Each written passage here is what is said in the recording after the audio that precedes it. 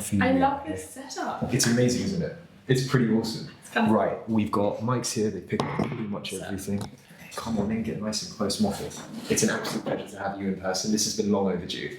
I know, I'm very glad to be here. I'm very glad to have you in our home. This is wonderful. This is the London Founder House. Mofi has a bunch of exclusives for us today that we're looking forward to getting into.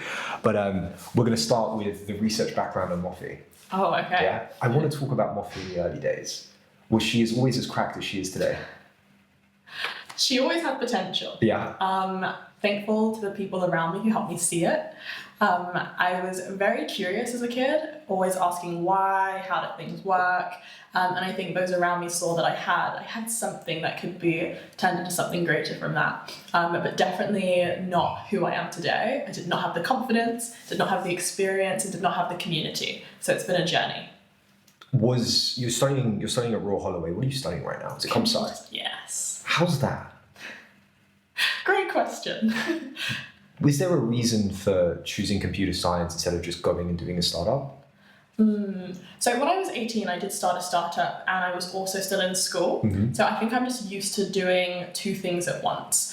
In this day and age, I'm really a firm believer that there's a different type of student. Not many people I work with know that I'm still in school. It's not something that gets brought up in conversation because my experience with the work that I do kind of speaks for itself. Mm-hmm. But I love computer science. I love technology. For my A-levels, I did maths, physics, and computer science, and admittedly thought I'd go and do maths at university. But decided that I wanted to do something a little bit more hands-on. I love building things, creating things, and lo and behold, that kind of really helped with where I'm at today and shaping that future. I love that. What is Royal Holloway like?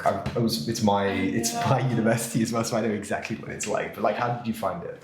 Okay, I have to be super honest because something has to give with everything that I'm doing, and admittedly, the social life of uni is one of those things. So when I was still living out in the countryside over there, I loved it so much. You say the countryside like it's super far away. It's like outskirts of the M25.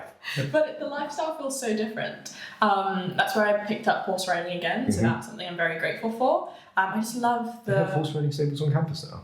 No. Oh, just around the area? Yeah, got it. Gotta go. Ash Farm, best stable out there. But I love the serenity of the environment, and that was very nice to be able to switch on and off from like work in a peaceful space that I'm in.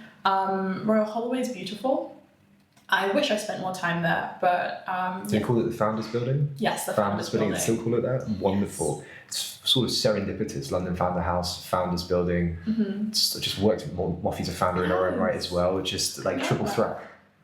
I like the connection. Stars have aligned. Exactly. No, it's so cool. They filmed, was it you? They filmed you there. They filmed an Indian Bollywood film there. There's a Bollywood film? Yeah, there's a number of Bollywood films there. I didn't know It's a known location for movie sets. Okay, it's kind of cool. It's kind of cool. Why would you not just drop out the same way that a lot of the narrative around young people doing startups is? Have you thought about that? Talk to me. I'd love to understand the thinking. Because for context, it never entered my mind when I was there, but then I wasn't in a similar headspace to you. Mm-hmm. During my first year, I remember thinking about dropping out all the time. Mm-hmm. Like, it didn't make sense. I was working a full-time job somewhere else. I was exploring the startup landscape. I had so many great opportunities, and lots of my friends joked to me and saying, I'm living the graduate life, but I'm still not fully done with my degree. So it was a really tough pill to swallow. Like, I started this thing also being really rigid. I want to finish it, and deciding to write it out ultimately because I don't know what the future will look like. I recognize that I'm also a woman, and the truth is the landscape is very different. There are certain things that we are held to a different standard for, and I just always want to ensure that I have as best of a portfolio to back myself as possible, and to preempt any challenges that come my way. I'm also from a Nigerian household, so education is considered very important to us, and I love it. That's the backstop. It is, I'm a firm believer that education is beyond like the institutionalized education we have, and it's just someone with an open mind to learning and knowledge. But kind of just coming back, who knows if in the future I want to delve into tech policy or a career that does require some form of education backing. Why not do it if I can? I'm okay with juggling them both, so as much as I'm looking forward to being done, it's a decision that I've made and I'm kind of just sticking with it right now. Do you find yourself moving towards a particular thematic you want to spend time in? Tech policy, B2B SaaS, dual use? Is there some flavour of is there some flavour of startup that Mofi likes? Something around community, so consumer apps, like what is it? It's less of the build, it's more of who's leading the build for me right now. I am attracted to leaders and colleagues who light me up and who inspire me. Of course, I have to believe in the product. AI is definitely an area of interest for me.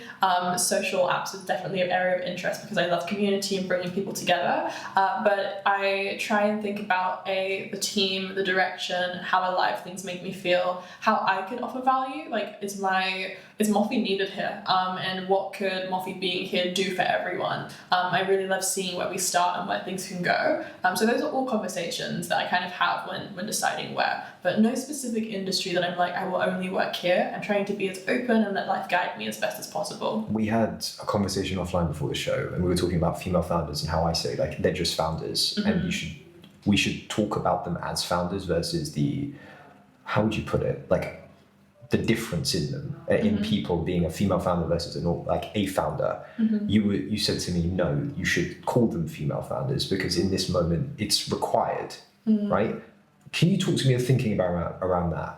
Yeah, so when we were talking, it was like, I think two things can be true at once. We 100% should see no difference in a certain respect. Founders are founders, whatever gender you aspire to, and then you have female founders, which I think is important to acknowledge. It's this conversation of equality versus equity, and the truth is, female founders are still treated so differently in this workspace that we can't ignore it. And I think that's the issue if you just look at them as founders. You look at them that way and you're like, they've not had to overcome all of the challenges that they've had to, when in truth, that is not the reality. We were talking about reasons why I think it's so difficult for female founders and why it is, not just a thought. And it's institutionalized from the very beginning. You know, women are taking up STEM subjects, and in this country especially, performing better than men, the stats. And we've been going through the past couple of years where there's been a push to get more women into STEM roles and STEM spaces. And so it's like, if we start there and start cultivating an environment where it's normal to aspire to become a female founder, you will start to see that the growth and the journey that these women become on is a lot more supported. And that's why we're thinking about doing things like opening female founder hacker houses, hosting conversations like that to support women, because there are lots of odds stacked against us. Even with like VC funding, it's still the 2 to 3% that VC funding is available to women. And then when we think about Black women and like at the circle I sit in, it's 0.02%. 0.02%. It's ridiculous. So if we are like, yeah, you're just a founder, you don't have to face all of these challenges, we're brushing so much under the rug. We had TOC on the show last week, and we were talking deeply about how immigrant founders or people coming from like immigrant families or ethnic backgrounds, like there's an alpha in investing in them because there's a grit, there's a chip on their shoulder to prove something in the world. Do you think that applies to female founders?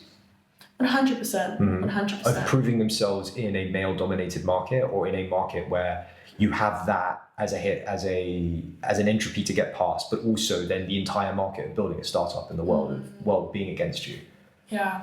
I was listening to a podcast the other day with Grace Beverly and Olamide Olowe. It's not a tech company, but it's really cool. So she's the founder. Grace is a great interviewer. I quite enjoyed the episode. Grace is also a great example of a female founder who I look up to. I love what she's building. Consumer products and tech products. Exactly. She just made the pivot. Do you have the Tyler products? Of course. Yeah. Let me just open my drawers upstairs.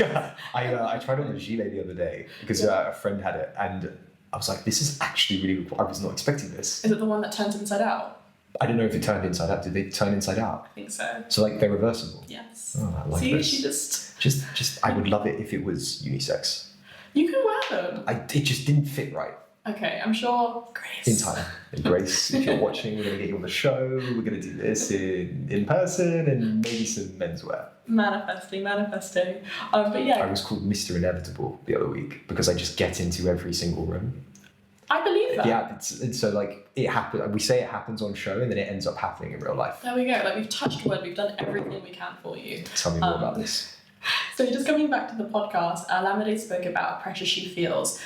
She is the youngest Black woman to have raised, I think, over $10 million of VC funding. In the world? In the world. Wow, okay. In the world. And that's shocking, first and foremost, but incredible that she's been able to pave the way. And she spoke about some of the pressures of, if I fail, I am going to essentially affect a bunch of other Black women, you know, who she described it as, am I like halting them from dreaming big? Or she described that she feels she has an immense amount of pressure because if she gets it wrong, she's going to affect a whole group of women who are aspiring to be like her. And I heard that and I thought, I understand it, but no, like that pressure does not fall on you. We have to talk about the standard and expectation that is unfairly put on women that should not be on women. Hundreds of millions, billions of dollars are put into male founders, and so many people blow it. So many people do not make the returns that they promise they will. Female founders are statistically providing better returns financially through profitability, through any funds that they've raised from VCs and the revenue of their companies. So statistically, we perform better. However, that's not being shown when capital's not being allocated here.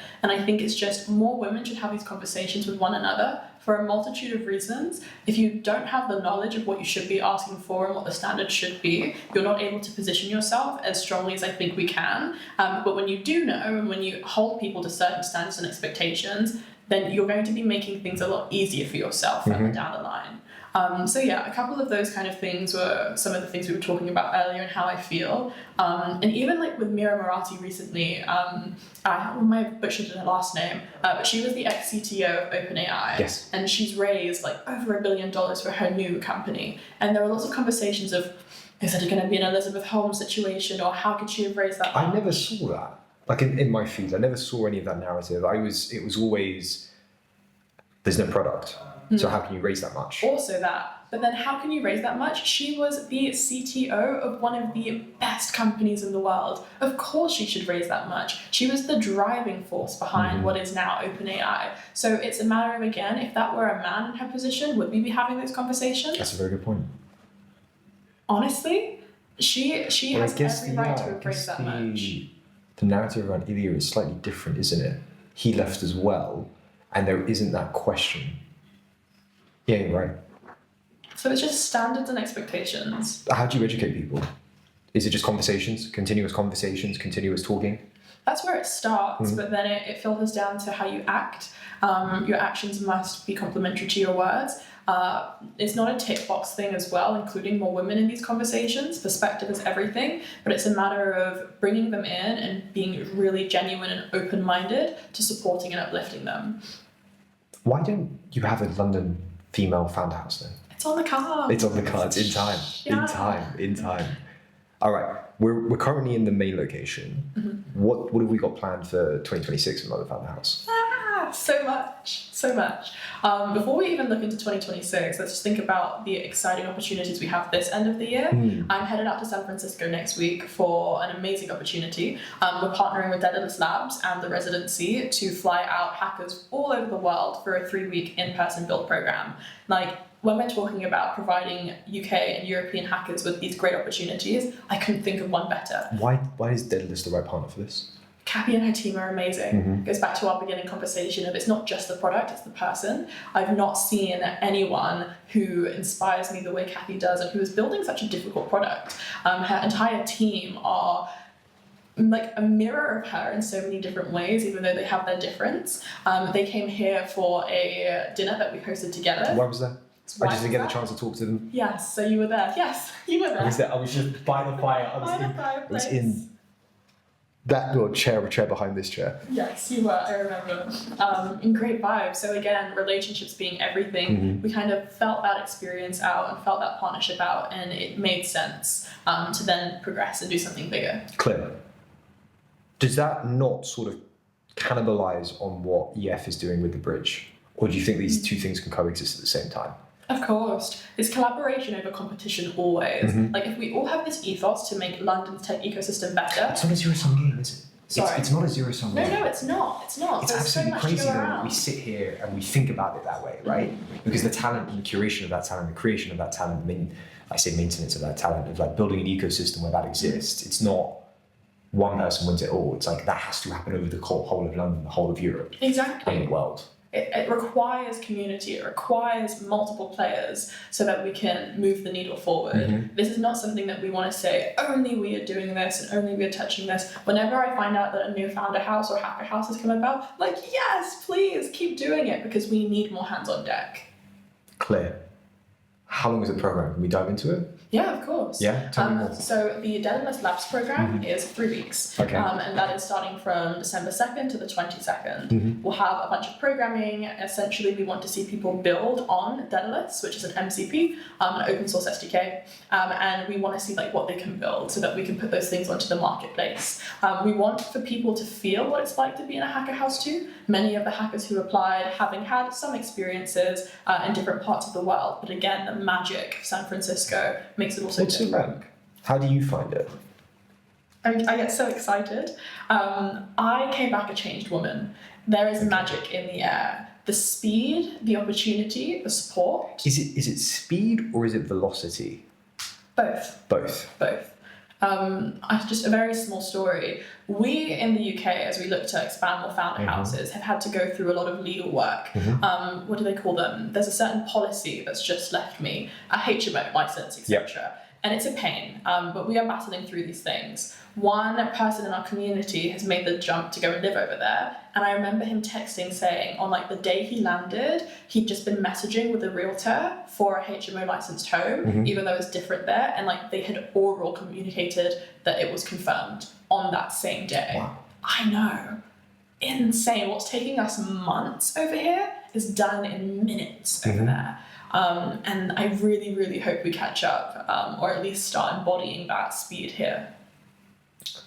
I haven't had the pleasure of going, but everyone comes back and says a very similar flavor. Like the show's going to have to go stream out there at some point, but you end up like not cannibalizing on the ecosystem. Like you have TBPM there, and they do a great job there.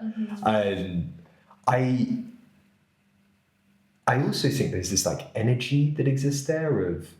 Well, we talk a lot about serendipity, right? People talk a lot about like you can walk into a cafe and you have, you have a startup having a conversations or startups having conversations, people talking technology, people talking funding, et cetera, et cetera. But there is this American way of life that I've noticed where their ability to communicate with everyone and then go and take action straight away is just so different to every other culture in the world. It's like, oh, let's go. Yeah, let me call the guy now. Let me call the girl now, right? Like, why don't you just jump on a call there and then inside of a coffee shop? Is how it's been described to me. Did you find that? 100%. 100%. We are the polite nation. Yeah. We are withheld in some ways. But I'm thankful that within this bubble, I have seen the results of just doing and acting, that I'm living through that. So it's just all of the little things. If you see someone's number and a signature, pick up the phone. Call them. Because they don't expect it. They don't, and they will likely pick up. If you've met someone in person, instead of let's get back together, like calendar, when are you next free? It takes practice, and I think it just takes them getting used to. But if you want to move faster, you have to do those things, and they get that. Do you try to embody that with your work in London Founder House and as XIR at Pally? So with the London Founder House, I am so lucky to be surrounded by some really inspiring people who have gone over to SF, who have built across the world, and who have so many skills and like little things that I've noticed have started to rub off on me. Like this confidence and just ability to ask for what you want. Asking for help is such a superpower. Similarly, moves the needle forward. But do you think that because you're young? Because when I ask for help, it's slightly different. They look at it and go, and then they look at me and go, "You're 42 kids. You look like you're 42 with 2 kids and a mortgage." No, I'll help this other person, and then I'll come back to you. And so with me, I feel like it's a bit more brute force, but with you, does it just come naturally? That's interesting. That's very interesting. That makes me think about the community you have around you. And I think that's what community is. You make it clear what community is for you. And within my community, it's a matter of we all ask for help, and we all should be there to help each other. Our like London Founder House and Friends group chat is exactly that. If anyone asks So for I've help, been around London Founder House for 6 months now. I'm still not in the group chat. we can sort something out. I'm so sorry. It's this prolific group chat with some of the best individuals on the planet. I'm kidding. It's incredibly crack founders though, that's for sure, right? And great people, because you live with them and you learn a lot about when you live with people, right? Yes, you do. Is it curated? It is curated. We can sort out an invite to the. No, I appreciate you. Sorry. Let me rephrase that. Are the people in the house curated? Yes, of course. So there's a decision-making process that happens with the existing members. They vote them in, et cetera, et cetera. There's an application, there's Right. an interview, there's an in-person visit. It is curated. We want to keep the caliber amazing. What is the caliber? What do you look for? We look for people who are obsessed and who are cracked and who have great potential. It's like rolling set, obsessed.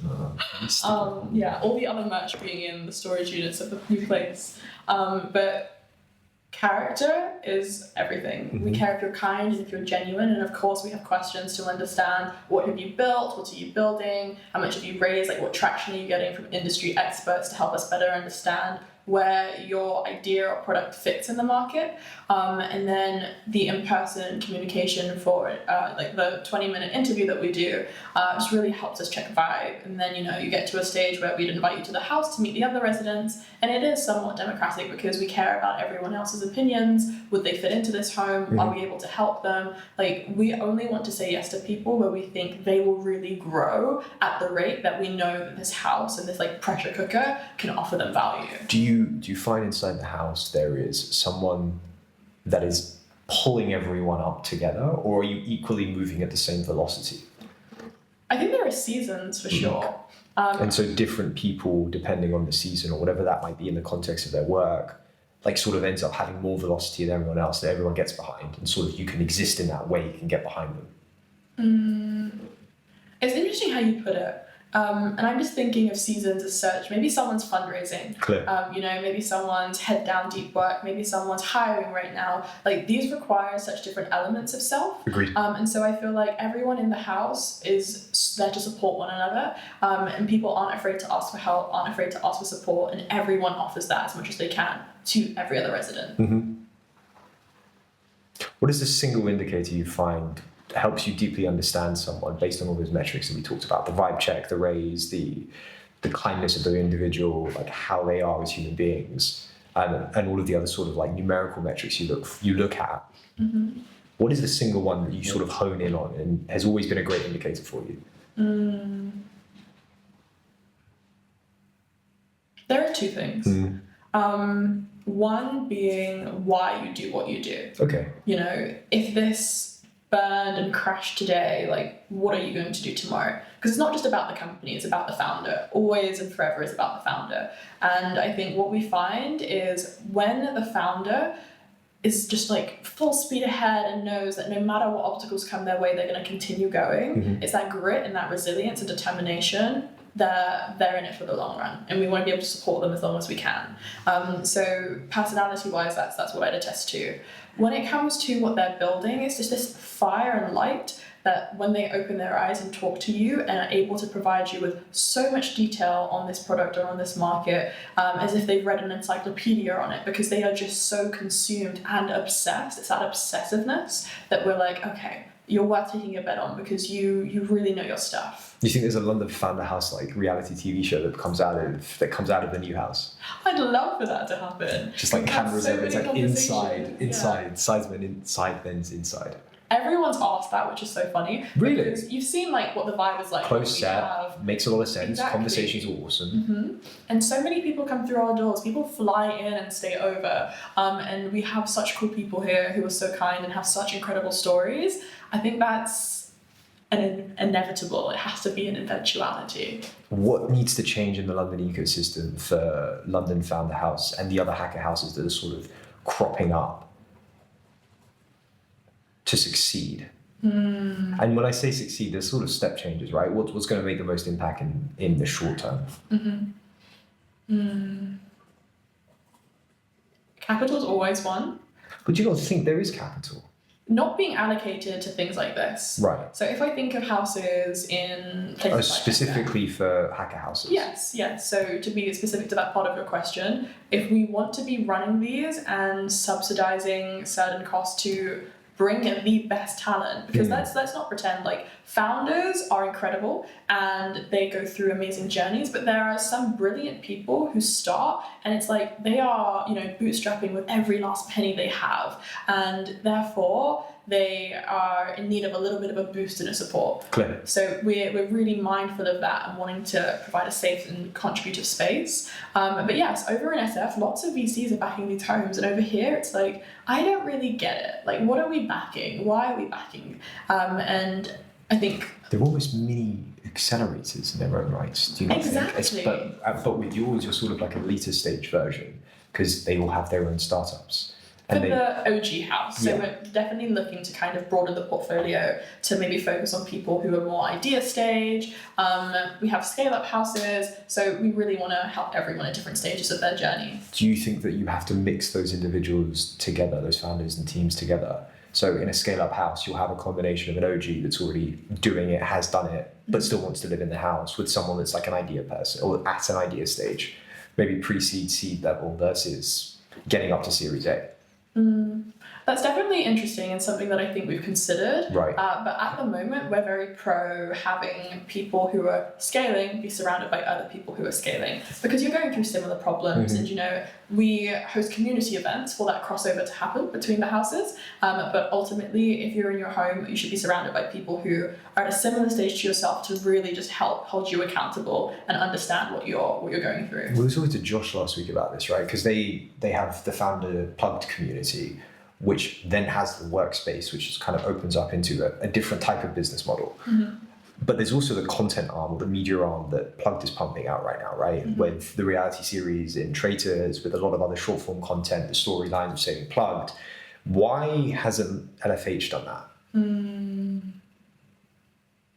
Good question. Yeah, it's a great question. I know. This is the day job. There are lots of things on the pipeline, okay, I will say. And we've been putting out some really cool videos lately, so let's also recognize that we're starting to put more out. But at the very beginning, there was this conversation of, do we want to include media? Because remember, it's quite underground. Like, our hackers are heads down, building, no distractions. That's the whole emphasis of the house. Clear. A place where they can just put their head down and work really, really hard. Crank it out. And then as we started to elaborate into the community, hosting hackathons and all these other events, we started to see a different side of things. And so we are definitely considering what we can do when it comes to media. I've had a great opportunity and great time interviewing a lot of people, which I think is a good start. Has those gone out yet? Some have, yeah. The one we did with Laura from OpenAI, incredible. Oh, did you get her at Sifted? She was so amazing. Nice. Yes, and then just building relationships from there. So I definitely want to do a lot more traveling within Europe to really highlight more amazing European stories and those of our founders.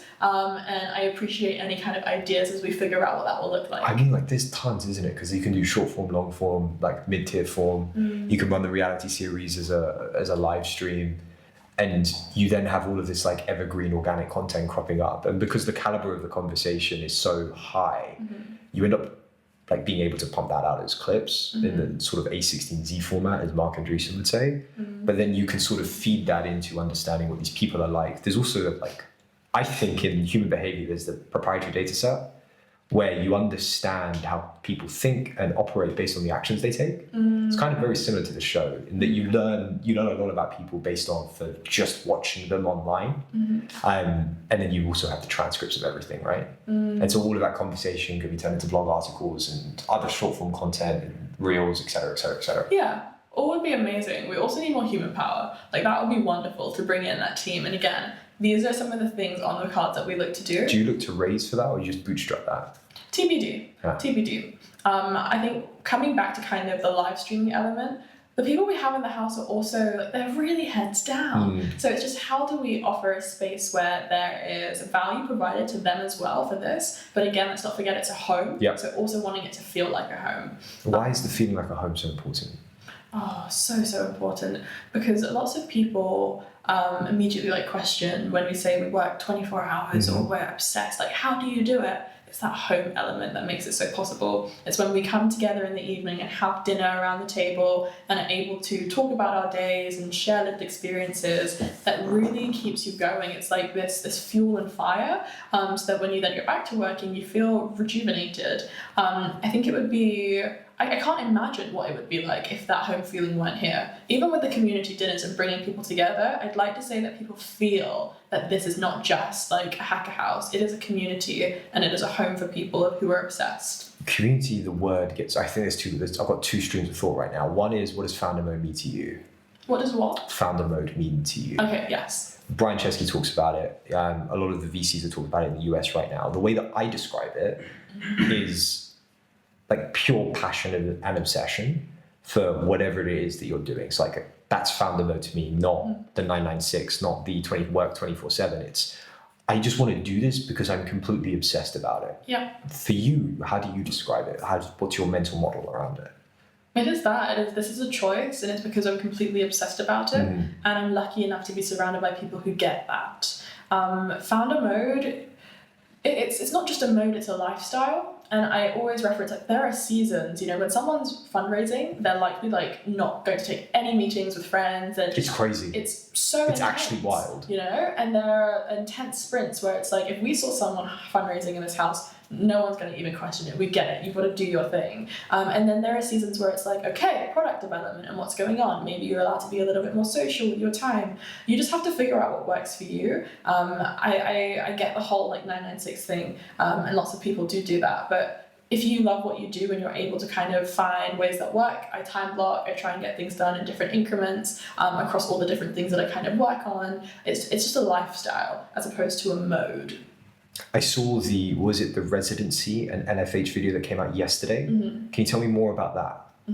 Yes. When I went to San Francisco, I met with Nick, the founder of the residency. Cool. And I was able to sit through their demo day, which was amazing. They have a demo day at the residency? They have a demo day at the residency. And I thought the residency was a very long program. So it was 3 months, and then you sort of can stay there for those 3 months and hack away. But they have a demo day at the end of it. They do. So I believe they have a few different programs depending on the house, etc. They've got like their Delta program coming up, and I think the general program is for a subset of months, and then a new cohort comes on. Okay, that makes sense. So when I was over there, I saw the demo day. I was just infected by the energy and the talent, and it felt like a no-brainer that if we want to grow our Hacker House community into anything like what it's like over in SF, a collaboration with the residency makes most sense. And Nick and I are very value aligned. Like for us, this isn't just a hacker house or whatever other people may commercialize it to. It's a movement of providing spaces for people who are building companies and who just want community, who yearn to not be lonely and who yearn to have friends who get it as they're building. The houses over there are pretty cool as well. Insane. Right. in a city. Cool. It's so cool. I like the residency program. I haven't been out there yet, like I said, but I think they were doing one in this old, I think it's an early 1900s mansion with the wood, and I think it's the Actioners residency, and that was just incredible. Yeah, that is so cool. Are you going to go and stay out there when you go out to SF soon? We have guest passes. We have like a nice... They have guest passes? Wild. So I will always pop by and visit, and of course I'll stay at some point. We are hosting the break-in program at the residency, so I will be there for the next kind of 3 weeks. I want to get into a little bit of community. Like you run, is XIR deemed as experiences at Pally? Not quite. How do you describe it? Yeah. So back when I was supporting House with Pally, the XIR was an X in residence, and that came from this really cool woman called Janine Sewer. Essentially, it's a title for someone who's been a founder before, someone who is multifaceted and wears many hats, and there's just not quite a title to define that person. I like this. So here you are, you're an X in residence. X in residence. And X is undefined because you can't really define the role as such. Oh man, that's brilliant. I never knew you could use this line. Okay, let me flip the question then. Community is used very, like in an airy-fairy type of way, right? It's very woo-woo at times. But today more than ever, you sort of see the value of community, the hacker houses, feeding into accelerators, Founder Town as an example, retreats. Why for you do you think that this creates an environment of like-minded people, and then how do you sustain it?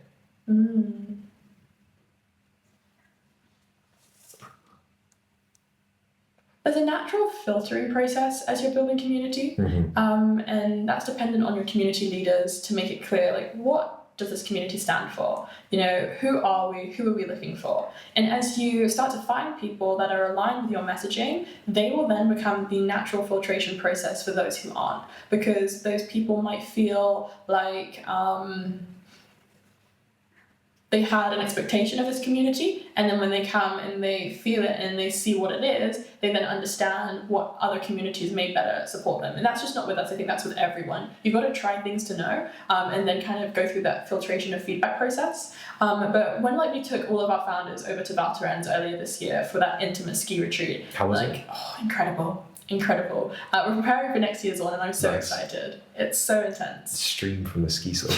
Stream from the ski slopes. That could be fun. Have I planted an idea? Yeah. World's my set. I like this idea. I'm gonna drive out on the mountains. Yeah, offline conversation is needed. It's required. Yeah. Okay. I'll come from we'll just do a day. Yes, this is genius. You're gonna fly up to France for a day stream. I mean, it's precedent has already been set. We've done it once before over the weekend. Yeah. This is genius, Mofi. Oh, I'm glad I started. Imagine that. I think that could be the highest. Yeah, it could be the highest stream in the world. Okay. So we break the Guinness Book of Records. I don't like. Can everyone see the way his eyes lit up? This is genius. Yeah. It's about Thorens. Yeah. So that's where we were. And just.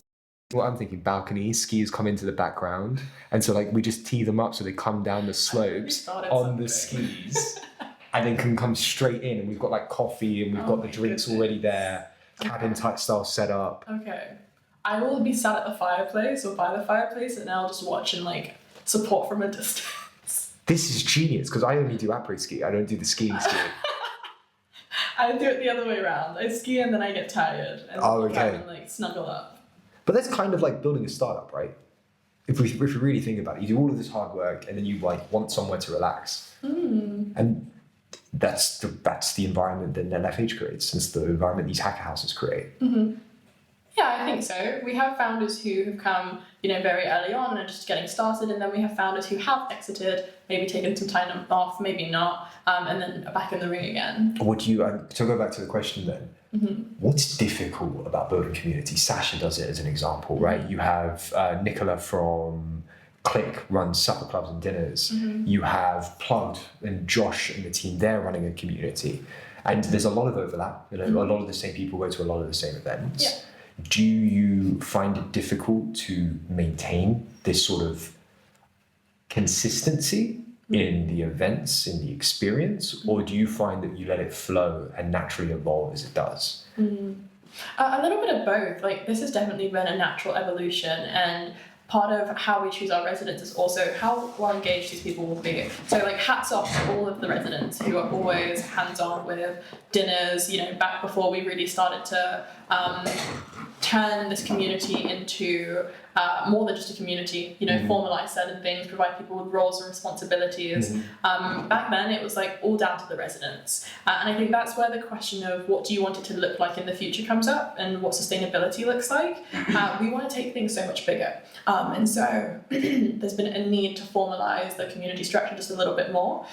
So that's definitely something that I think is not a challenge as such, but a current phase that we are navigating. Does that take away from the fun of it though? Because I've always enjoyed communities sort of at their inception, when they're in their infancy, because it's a little bit of, oh, we're early to this. This is a lot of fun, we're around like-minded people. And then when you commercialize the thing, it becomes, oh, right, there's paywalls, I have to pay to play as an example, I have to turn up at X type of event to then get access to the other events. You sort of end up gamifying the situation. Yeah. Do you feel the same way? No, I quite like the structure. Okay. I'm an operations girl through by through. That is my strength. Yeah, so it's quite fun to be able to say, I see the potential because of where we are now. If we add in these, certain things, I look forward to where we will be, given those to be propellers. What have you learned about people throughout this process? What have I learned about people? Because to set context, you are surrounded by some of the most outlier individuals in the face of Europe, right?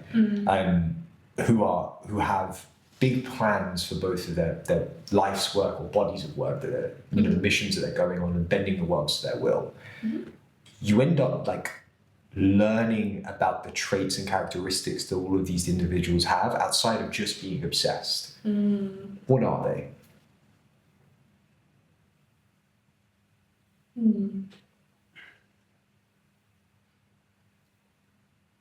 Firstly, as you described, I am surrounded by such incredible human beings. And from the outside looking in, that may really excite people. And we kind of do notice in the community that people have role models and look up to people and put people on a pedestal. And I've learned that we are all human. You know, it is so wonderful to see people like Leander, Forbes 30 under 30, raise millions. Later on, you'll speak to him today. Someone who's like so incredible at his human level, you know, like sat down. I was going to say watching a movie. I've seen the TV on in his house like once. I didn't realise there was a TV. It's never on. But like being just a able big to Zoom see them, exactly, where we host like demos. But incredible to be able to at their human level.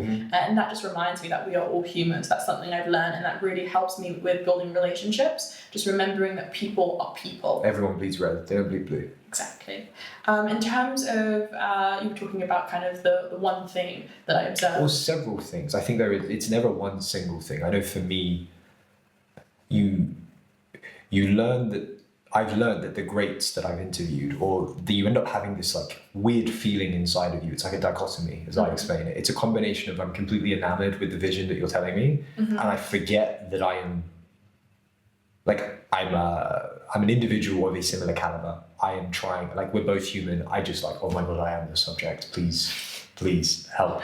And I'd do anything. And then the other side of it that exists is this like weird uncomfortableness around them, where they just push you and push you and push you to the nth degree, I feel, whether it's in your thinking, whether it's in your work, etc. I've always found that feeling, you want to gravitate towards the enamor, but if you gravitate towards the uncertainty and uncomfortableness, that is what makes these incredible individuals up. Yeah. Like that's the feeling that I feel. What do you feel? I second that. You have to put yourself in uncomfortable situations so that they become norms. Similarly to our conversation earlier about Americans just like going and asking for it, the more you do that, the better you become at it. I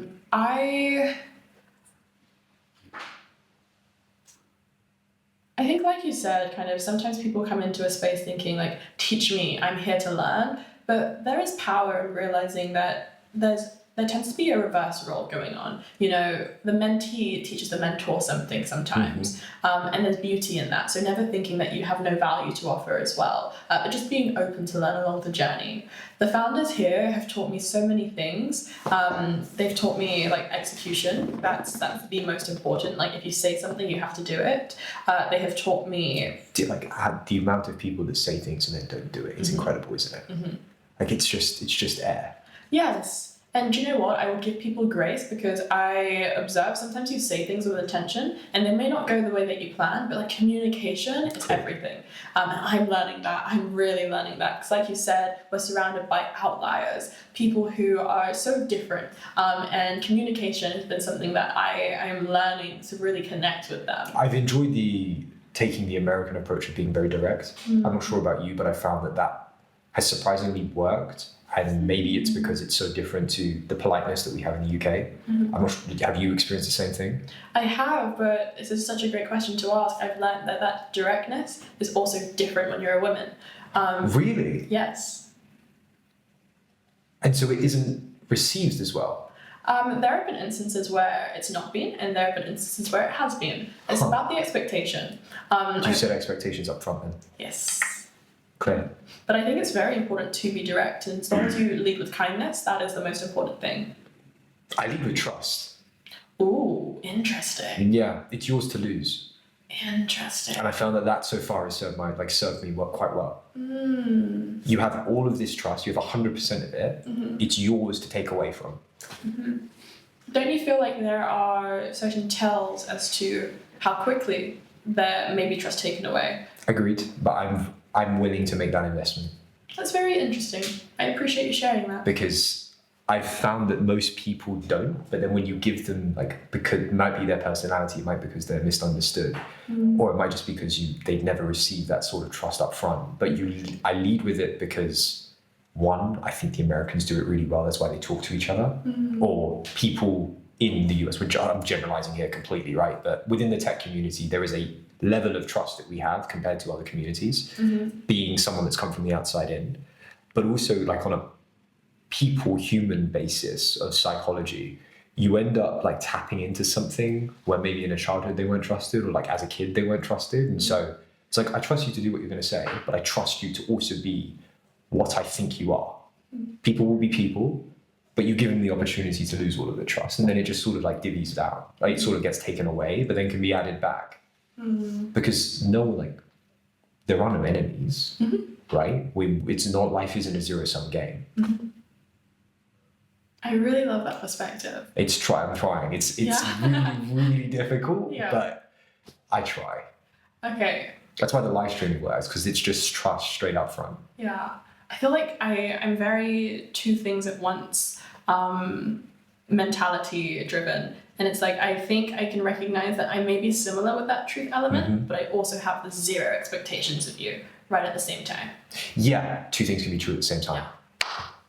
No, they can. Very much has high expectations of people. But As you should. I think it's because you see them, it's the parasocial relationship that you have with individuals, especially with the current media trend of buzziness and attention and consistently putting yourself out there, right? So you end up building a perspective of someone and then forgetting that, oh yeah, you might not be able to do that thing even though you said it online. It might just be signaling for the market because that's what's required to attract talent, et cetera, right? I like it though. It's very true. It harks back to the callback of like two things can be true, even though that they are opposites. Yeah, I agree with that entirely. What's next for LFH? What's next for Mofi? Right now, it's the next couple of weeks out in SF, getting those people over to SF for the program and to build some incredible companies. And then in the new year, continuing to grow intentional community. We've got our ski trip, we've got a hackathon planned. Nice. It's going to be big. Out in SF or back in London? Back in London. Yeah, we've got to give us some stuff, you know? And just more houses with great founders. Do you think there's a European network that gets built out of LFH? 100%, it's happening. The majority of our residents are European, and we see European people fly in all the time, and we are really lucky to be connected with people like Bela from Tech Europe and some really great community leaders across Europe. From Tech Europe? Yeah. I'm trying to get that show for ages. See what we can do. Terminal 4 is great. Tech Europe's awesome. We have, who else is there? I mean, the Ewok community is absolutely insane. So is Sigma Squared. Sigma. That was my first interaction with the tech community in London. I'm missing Stacks right now. Plugged is also amazing. Who else is on the list? I feel like you've gone through. It's like the kind of big five. Yeah. You can think of EF too. Yeah. They have the residency. They have a program. Kickstart have a hacker house now, don't they? But under the residency. Correct. Or with the residency. Yes. That's in East London. From my understanding, it's somewhere in London. Somewhere in London. Mofi hasn't got a Google map of all the hacker houses. Oh, I do. I'm like, where is it? I can't think. Do you find that talent is located in certain areas of London? No. Talent's everywhere in London. Do you find that they end up congregating in certain places to work in? Yes. Where's that? East London. Why? Shoreditch has become a tech hub. Shoreditch has always been a tech hub, but it feels like it's more than ever before, right? I agree with you on that. Before, it was setting its seeds to become what it is now. Now we have some of the coolest startups in the UK.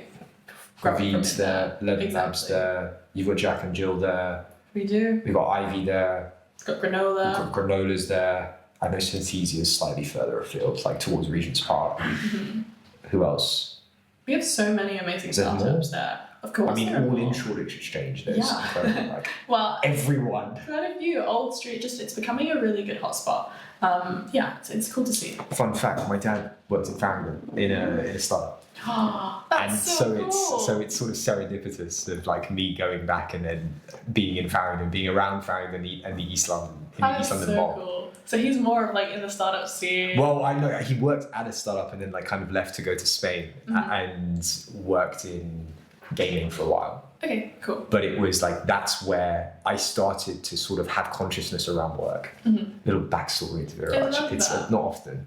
No, it's like full circle. Yeah, really, truly. Like, a lot of that's happening right now. I had George Sullivan on the show last week, and it's more of, it started as a place and a website to check out sneakers and get the best updates on like X via their website or via their website. And I was in the hypebeast game for a while, just reselling shoes. But it was more very much just wanted to wear them himself. Right, it was terrible. I burnt so much cash. It was ridiculous. And I got to interview him yesterday, and he had no idea that I used to be on the site when it first opened. I used to follow X at the time, and then had bought shoes through the site. And full circle moments are awesome. They're beautiful. Is there one that's coming up for you where you want to go like, right, we need to tie a bow in this right now? Oh, what a good question. Is there one that's coming up? Not that I can quickly identify, but there's one that's happened recently. Tell me more. I love Seneca. Like, as a kid, it's a platform, Duolingo for your GCSEs essentially, and your A-levels. Really? Think of, did you have Bite Size? Yeah. It's the new Bite Size. No way. Like, this is where everyone's learning, or at least I was the biggest ambassador for it. Wow. It got me my A stars. It was such a great website. And I met the founder, who's now the founder of Novabook, Stephen, recently. And I didn't even get a moment to say it, but I was just like, oh, this is so cool. You made a product that I used all the time. I love this. Nerding out over like my maths website. But yeah, that was pretty fun. What is the most incredible guest you've had into the house of the London Founder House? Everyone's so cool. There's always one that stands out. There's always one experience that someone gives you where you're like, holy cow. Whether it's the fireside chats that you host, the dinners, et cetera, et cetera. Is there a single individual or top three that you have where you said, I will remember this for the rest of my life?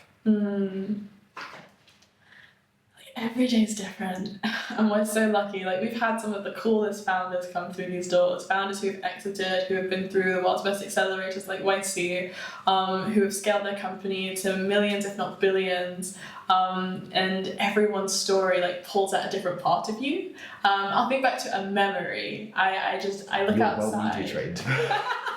No, stop. I'm so honest. This is like how I feel. But I think back to the garden, because we don't use it that much. We use it when we're hosting, but during the summer especially, because everyone's inside working, we hosted a brunch with some Founder House friends and Andreas, who I think you've had on the show. Yeah, Andreas has been on twice. Andreas came, and he had flown in and stayed for a little bit, and we just did like an intimate Q&A. Nice. And it just felt like so amazing. Because, him in person's a different beast. Oh, he's lovely. He's so supportive. It's incredible he is the same person that he is online as offline. When I see him start his videos, I'm like, yeah, that's Andreas. He's so sweet. But that's a cool memory I hold alongside some of the serendipitous moments that we've had as a house that not many other people have been privy to.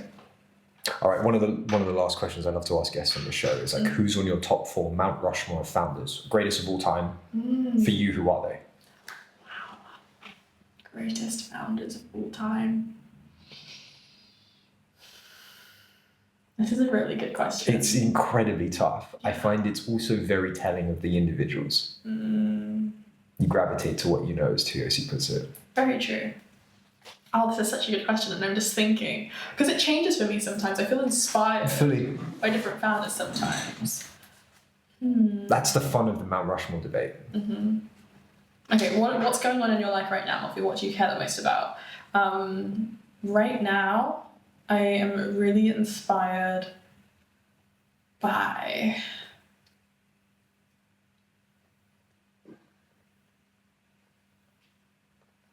I'm going through like a list of all the podcasts I listened to this week. It's one of those. Honestly, because if you'd asked me this a couple of weeks ago, I know exactly what I would have said. But right now, I've been so taken aback by such new knowledge. Okay, right now, I am going to say I am really inspired by Grace Beverley.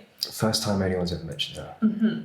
And the reason I say her name is because as a female founder, she is redefining what it means to take up space.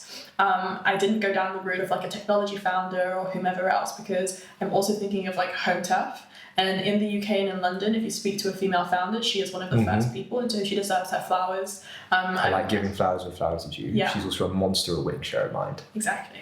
So I'm definitely going to put her up there. Okay, 3 more. Second, Richard Branson. Interesting. Yeah. I think he's built an empire and he's done so, been very vocal about the lessons he learned. And I really respect just being able to be a monster in your industry in the way that he did. His brand and storytelling, being able to build a business without actually like having knowledge of how that like airline works, as an example, or maybe cruise liner works himself, but then having operators that just absolutely can make sure that experience is amazing is great. Exactly. Did you talk to Anna when she met him? Anna, yeah. They went to Tucker Island. Wrecker Island? We're going to get there together. Hold on. Begins with an R. Yeah, it begins with an R. Necker Island. Necker Island. I was like, we were like, same place. Yeah. Okay, so we got Branson. Yeah. Okay, next founder. I'm sensing a brand thematic here. The next founder for me is going to be...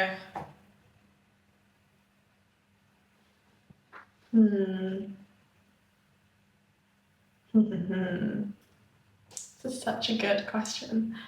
My next founder, who? Do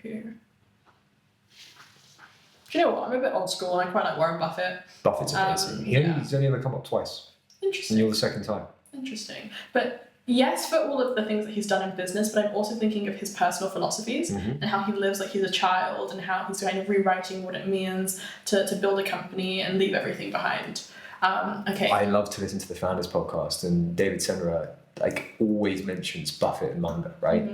And there is, if you go back in history, I'll find the documents. He basically has done an episode on Buffett's early days before he turned into the wise old man that we consider him today, where it's this young, boisterous, like, I'm going to take on the world.